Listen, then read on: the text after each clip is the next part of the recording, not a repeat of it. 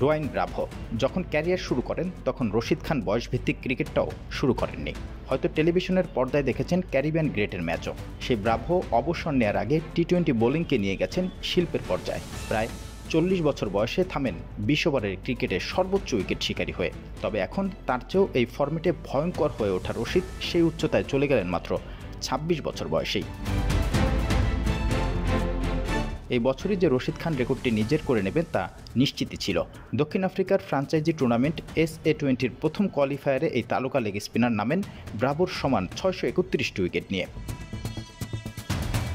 কেপটাউনের হয়ে পাল রয়্যালসের বিপক্ষে ম্যাচে দুনিত ওয়েলালাগেকে শিকার বানিয়ে হয়ে যান স্বীকৃত টি-20-র সর্বোচ্চ উইকেট শিকারী। এরপর আরেকটি উইকেট নিয়ে রশিদ খান ম্যাচ শেষ করেন 20 ওভারের স্বীকৃত ক্রিকেটে নামের পাশে 633 উইকেট নিয়ে। গত সেপ্টেম্বরে ব্রাভো ক্রিকেটকে বিদায় জানালে রশিদ খানের সামনে এখন কেবলই নিজেকে ছাড়িয়ে যাবার পালা। সব ফরম্যাটেই দুর্দান্ত এক বোলার হলেও রশিদ খান সবচেয়ে সফল টি-20 ক্রিকেটেই। আর এই কারণেই ব্রাভোর যেখানে লেগেছিল 546 ইনিংস, সেখানে আফগান তারকা সেটা করে দেখিয়েছেন মাত্র 457 ইনিংসেই। ব্রাভো ক্রিকেটার হিসেবে থেমে যাওয়া এখন রশিদের কেবলই নতুন উচ্চতায় যাওয়ার পালা।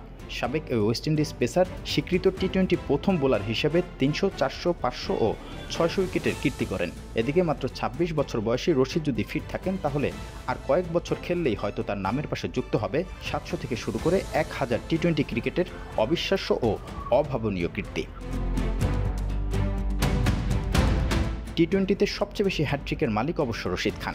ইনিংসে 4 বা তার চেয়ে বেশি উইকেট নিয়েছেন 20 বার।